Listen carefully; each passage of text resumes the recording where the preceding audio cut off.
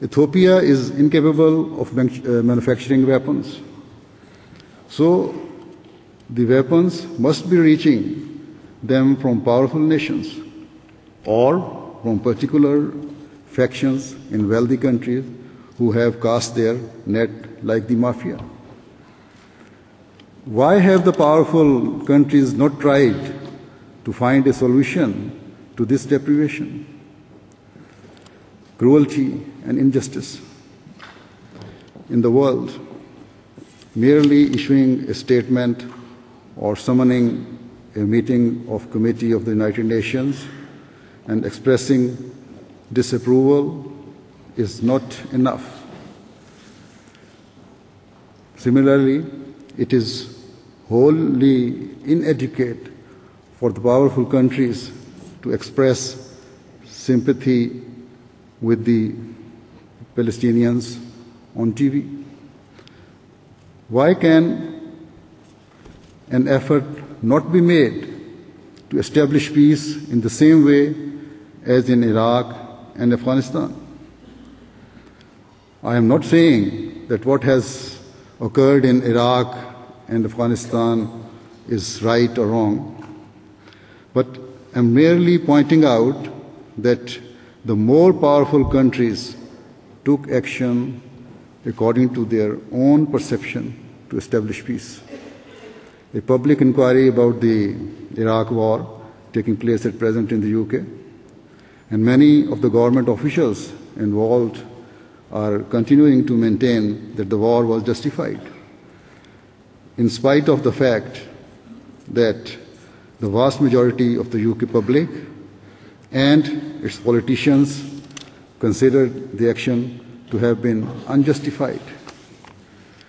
Now, the people of Iraq, Afghanistan are reacting in their own way to these acts in response. It was a presumption that if action was not taken against those in power, then there would be a grave threat to world peace. And so action was taken to preserve the rights of the people. But on the other hand, was similar effort not required to protect the Palestinians from external attacks? Even if we suppose that the Palestinians initiated the war, such a disproportionate punishment could never be justified, whereby innocent children, women, elders, and the unarmed are bombarded indiscriminately. An entire city is reduced to rubble. The Western media raised a great outcry, no doubt. And although the superpowers issued statements, no concrete steps were taken to stop Israel from continuing this cruelty. Can those innocent children who saw their homes being destroyed, who saw their brothers and sisters being killed without any reason, who saw their helpless parents targeted whilst pleading for their lives, can those innocent children ever erase those horrific scenes from their memories? Their inner frustration will make them anxious. And when this anxiety is manifested, it will result in further disorder, and that will lead to a reaction to check it. And as is evident from the history of Palestine, such a reaction will, of course, lead to further cruelty on them. In today's world, when an event occurs in one place, it is broadcast instantaneously throughout the world as a consequence of witnessing images of such cruelty. Muslims will no doubt develop hatred. and such hatred will continue to increase. Malice and grudges in people's heart will multiply. There is already talk of cruelty being repeated. Let us see what steps these major powers take to prevent this happening.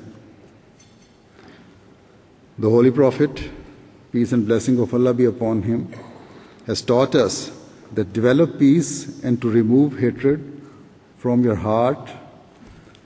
A person must help both the oppressor and the oppressed.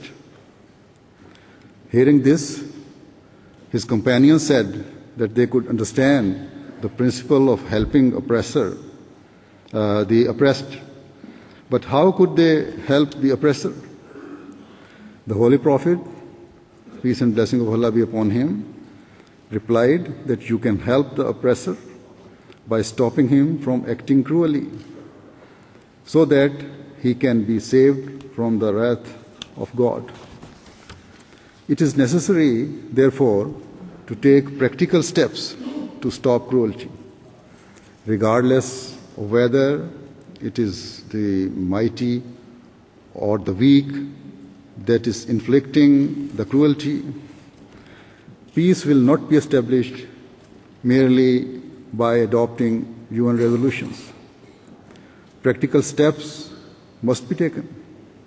It is necessary to establish trust and build confidence, and for this, absolute quality must prevail. Differences between the rich and developed and poor and developing countries must be eliminated. All forms of veto powers should be removed, and the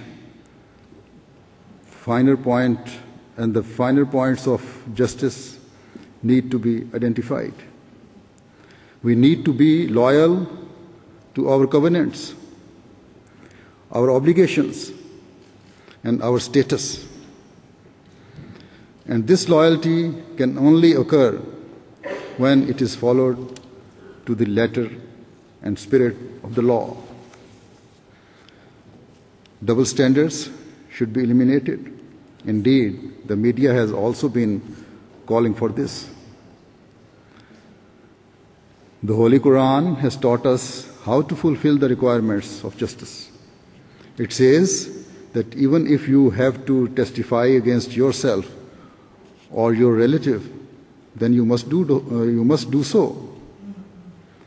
How many matters are there that are presented in such an institution that was constituted after the Second World War so that the world could be saved from the horrors of war in future, where the major powers accept criticism against themselves and where they admit their own mistakes. The decision of not admitting one's own error was taken at that time when the United Nations was formed, and a provision for veto power was granted to the 5 major powers. The fundamental requirement for justice of even giving evidence against oneself was denied. How can this institute establish justice? The strange thing, as I mentioned before, is that they were not loyal to their own principles. Loyalty is born from feelings of love and affection.